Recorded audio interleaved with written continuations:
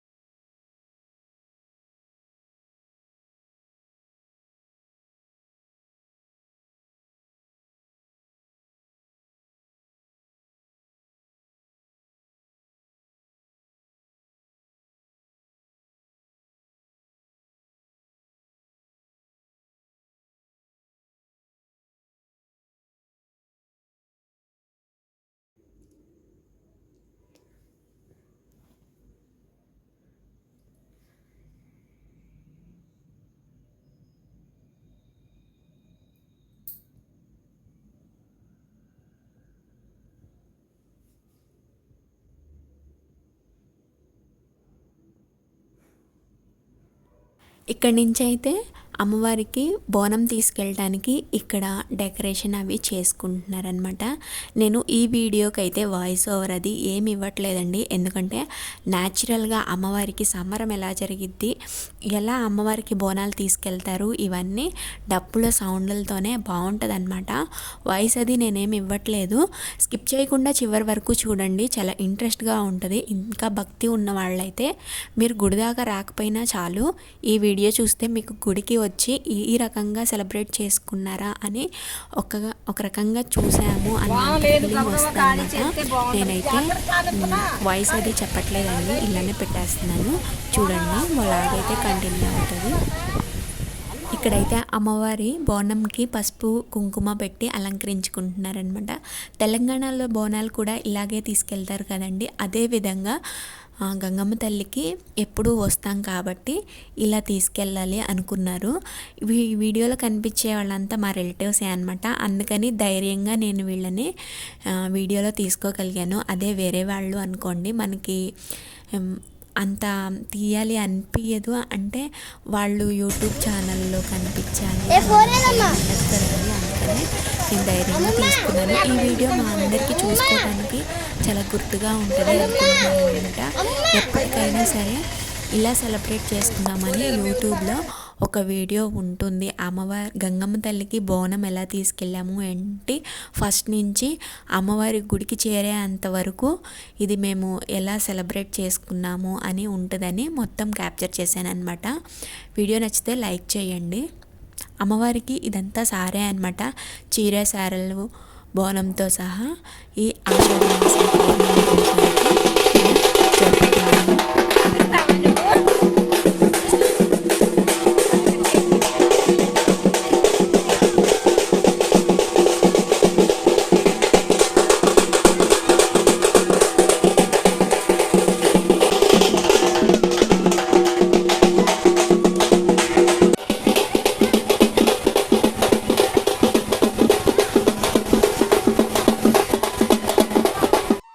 గాజులు, పూలు, పసుపు, కుంకుమ, చీరలు, సారెలు, పూల జడలు ఇవన్నీ అమ్మవారికి సారిగా తీసుకెళ్తున్నారనమాట. అవి మొత్తం ఇలా బోనంగా రెడీ చేసుకొని ఇక బోనం నెత్తిన పెట్టుకోవడానికి రెడీ అయ్యారనమాట. అంతకంటే ముందు అమ్మవారికి తలుచుకొని ఇంకా కొబ్బరికాయ కొట్టేసుకొని ఇక్కడి నుంచి గుడి వరకు అయితే తీసుకువెళ్తారు.